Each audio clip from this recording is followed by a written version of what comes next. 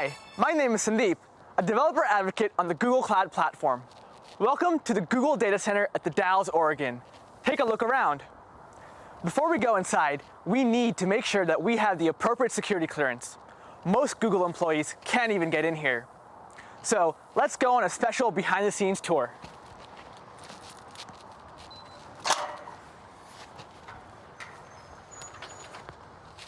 I'm here with Noah from the Site Reliability Engineering team. Noah, can you tell us a little bit more about the SRE role at Google? Yeah, SREs write and maintain the software systems designed to keep our services running. So what happens if one of these systems goes down? We've designed our systems from the ground up to be able to handle any unexpected failures that might occur. We have highly redundant power, networking, and serving domains, so that even if we do lose an entire cluster, we're able to redirect those workloads and live migrate data in order to minimize any impact. In addition, we have a team of SREs on call 24/7 that can tackle any problems that might arise. Thanks, Noah. So now we learned more about the systems that manage our fleet at Google. Let's take a deeper look at the data center infrastructure itself. Welcome inside. Before we can continue further, we need to go through the biometric iris scan and circle lock. These only allow one person in at a time and require dual authentication to continue further. I'll see you on the other side.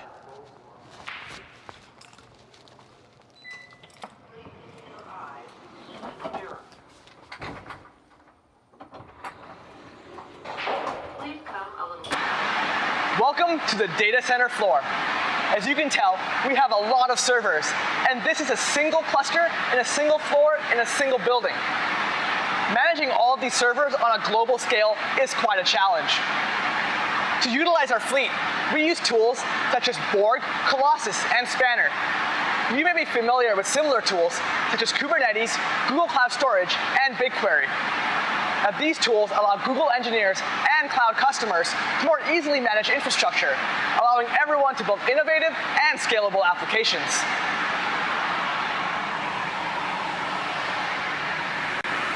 Here at Google, a lot of our infrastructure is custom-made. This gives us the flexibility and performance we need to run all of our services at scale. Oh, hey, it's Virginia, one of our network engineers. Hey, Sandy. Virginia, what are you working on today? Today I'm working with hardware ops to expand this data center network to deploy additional machines in this building.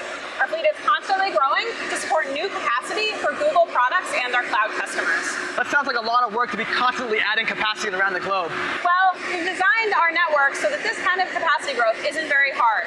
Jupyter, our current data center network technology, is a hierarchical design using software-defined networking principles. So just like with our servers, we've abstracted away the specific details of our network and can manage them like they're software programs and data. Abstracting seems to be a common theme here at Google. I've also noticed a lot of fiber running in our data centers. That's right. A single building can support 75,000 machines and carry over 1 petabyte per second of bandwidth, which is actually more than on the entire internet. Wow. This allows us to reliably access storage and compute resources with low latency and high throughput. So how is this data center connected to all our other data centers around the globe? Google runs V4, our own private, highly efficient backbone network, which is actually growing faster than our internet-facing network. It connects all our data centers together and allows services to efficiently access resources in any location. Nice. I finally know what all this Google fiber is really used for. Thanks, Virginia. No problem. So now you've seen all the compute and networking horsepower required to run your workloads in the cloud. Let's take a look at where your data is safely and securely stored. Let's go. Whether you're querying terabytes of data on BigQuery or storing petabytes in Google Cloud Storage, all of your data needs to be stored on a physical device. Our data center infrastructure allows us to access our storage quickly and securely. At our scale, we need to handle hard drive and SSD failure on a daily basis. While your data is replicated and safe, we need to destroy or recycle used hard drives so no one can access your data. From the time a disk is removed from a server to the time it's decommissioned, we maintain a very strict chain of custody. The disks are completely wiped and then destroyed in a huge shredder. Let's go shred some hard drives.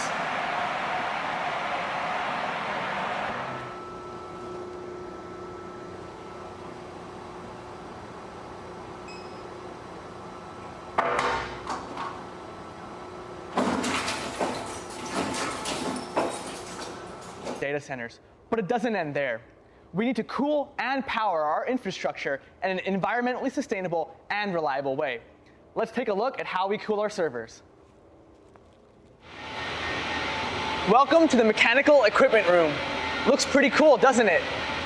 Oh, hey, it's Brian, one of our data center facilities technicians. Hey, Brian. Brian, can you tell us a little bit more about this room? Sure, well, this is a cooling plant for one of the data centers that we have on site. So a lot of heat is generated on the server floor, and that all has to be removed, and that starts right here in the cooling plant. So it's basically two loops. We have the condenser water loop, and we have the process water loop. The process water loop are these blue and red pipes over here. So they take the heat off the server floor, and they transfer it to these heat exchangers here. The condenser water loop are these green and yellow pipes here. They take the cold water from the basin underneath us, they transfer it to these heat exchangers here, and they send it up to the cooling towers up on the roof. I noticed our pipes are Google colors. It's pretty cool. So how efficient is our data center? Well, Google has some of the most efficient data centers in the world. In fact, when we started reporting our power usage effectiveness, or our PUE, in 2008, most other data centers were around 100% overhead. At that point in time, Google was 20% overhead, but since then, we reduced it to just 12%. And that even includes our cafeterias. Whoa, that is so low. Also, what's this big green machine for? Oh, well, this is a chiller. We very rarely use them, but it helps keep the process water temperature in the desired temperature range when it gets really hot outside, basically helping the cooling tower do its job. In some of our newer data centers, they have no chillers at all. I love how our new data centers are even more efficient. By the way, can we go up and take a look at a cooling tower? Sure, let's go. Wow, what a view up here. So Sandeep, this is a cooling tower. It uses evaporation to rapidly cool the water from the condenser loop and sends it back down to the basin. You could say we're making actual clouds with the cloud. Clouds making actual clouds. Welcome to Google. So Brian, how do we power the cloud? Well, that all starts at Google's power substation. Let's go take a look. So this is the Google-owned power substation. This is where the high voltage power enters the site, it's reduced, and then sent to multiple power distribution centers, such as this one right here. What happens if a power distribution center loses power? If it loses power, we have multiple generator and utility backup sources available to maintain power to those servers. And where does all the power come from? It actually comes from multiple hydroelectric power plants that are nearby.